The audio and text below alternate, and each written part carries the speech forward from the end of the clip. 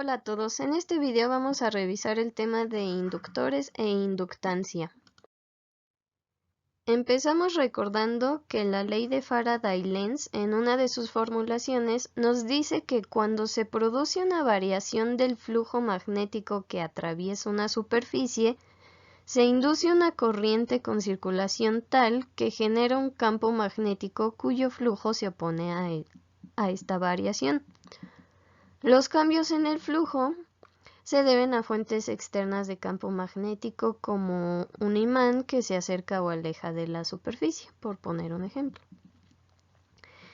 Entonces, para ilustrar esto, tenemos por ejemplo aquí una espira que vamos a ver completamente de perfil y lo que vamos a hacer es acercarle una fuente de campo magnético, un imán por ejemplo, y en cuanto empieza a atravesar la superficie de nuestra espira, se va a generar una corriente cuya circulación es tal que genera un campo magnético cuyo flujo se opone al que está entrando.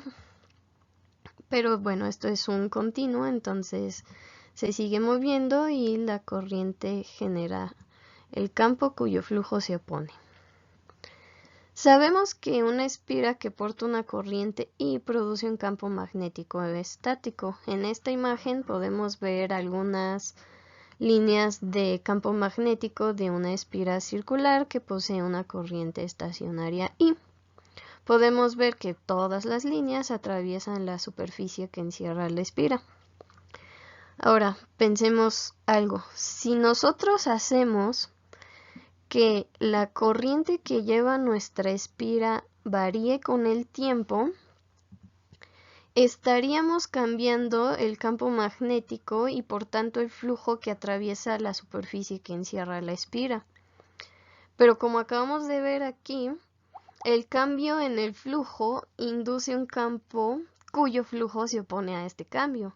En este caso de aquí, si hacemos que nuestra corriente varíe en el tiempo, la fuente de campo variable es la misma espira.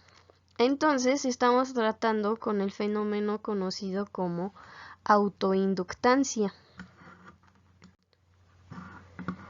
Al dispositivo en el que ocurre este fenómeno se le conoce como inductor y su símbolo en los circuitos es este de aquí. Los inductores son el símil a los capacitores, sirven para guardar energía en el campo magnético, dependen de la forma del inductor y están caracterizados por una cantidad llamada inductancia, que es la constante de proporcionalidad entre la rapidez de cambio de la corriente con la fuerza electromotriz inducida. Es decir, esta relación de aquí, L es la inductancia y L siempre es positiva. Si recuerdan, con el profesor Juan Carlos vieron que la expresión para la FEM inducida es esta de aquí. La FEM inducida es la que genera nuestra corriente, que también llamamos inducida, ¿no? Si igualamos esta expresión con la que acabamos de ver que involucra la inductancia, pues obtenemos esta igualdad. Y de aquí también se obtiene que N veces el flujo es la inductancia por el valor de la corriente. Y de aquí obtenemos una expresión para la inductancia, que sería esta de aquí. Pareciera que la inductancia depende de la corriente, pero como el flujo a su vez es proporcional a la corriente, se tiene que en realidad esta expresión es independiente de I. Y por lo tanto la inductancia solo depende de la forma o geometría y tamaño o dimensiones del inductor.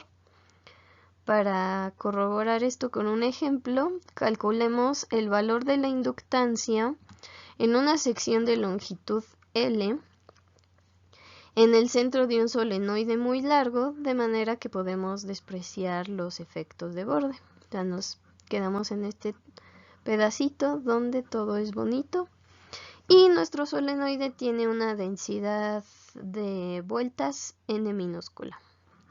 Esta expresión nos indica que tenemos que conocer el flujo, pero lo obtenemos a partir de esta relación. El flujo es el campo magnético producto punto diferencial de área.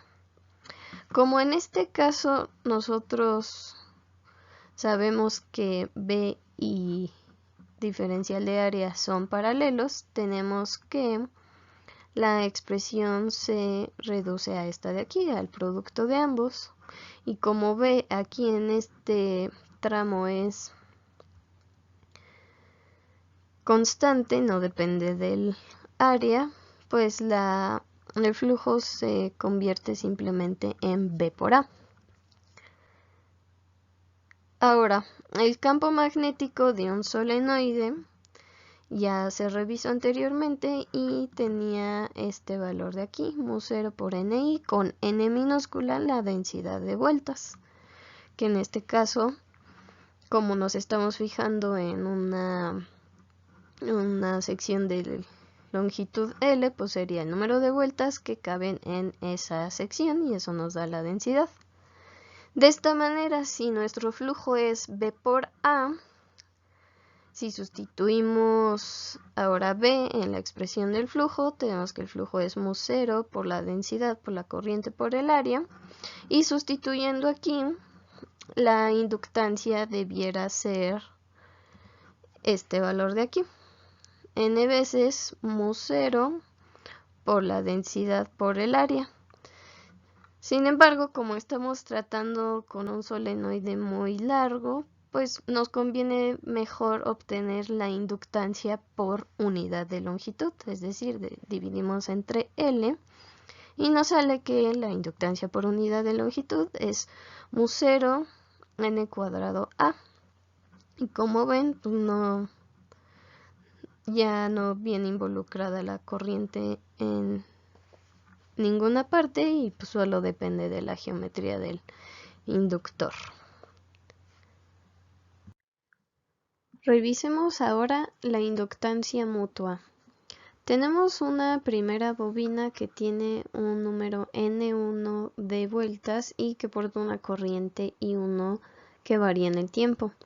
Está generando, por supuesto, un campo magnético variable, aquí representado por las líneas azules.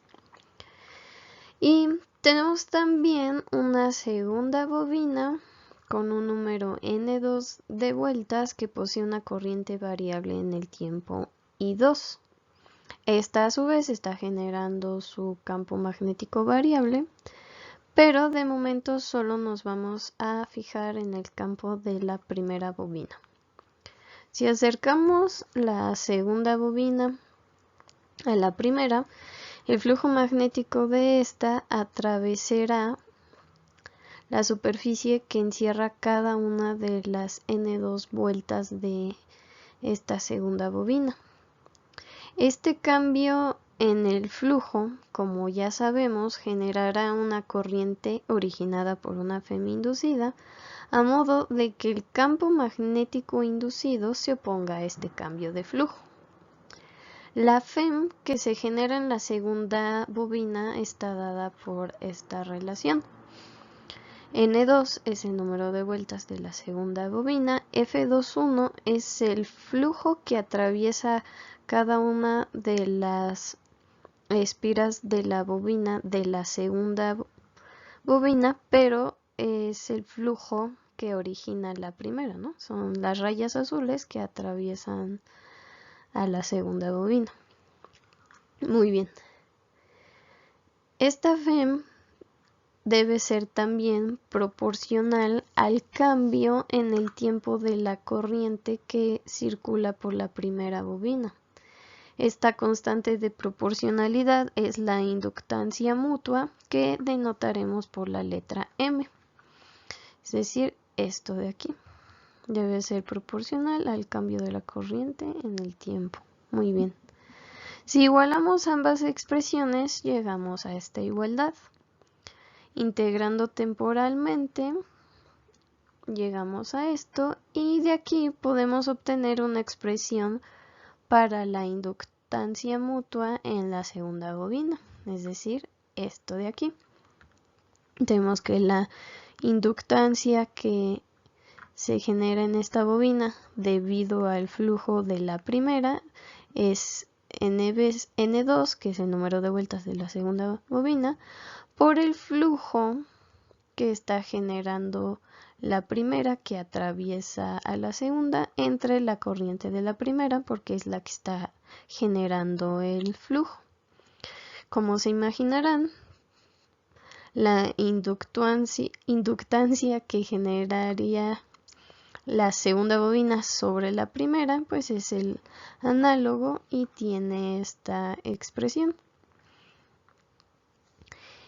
Pero resulta que de manera general, y ustedes lo comprobarán para un caso particular en su tarea, se tiene que las inductancias son la misma.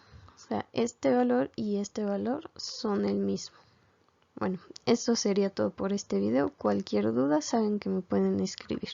Hasta luego.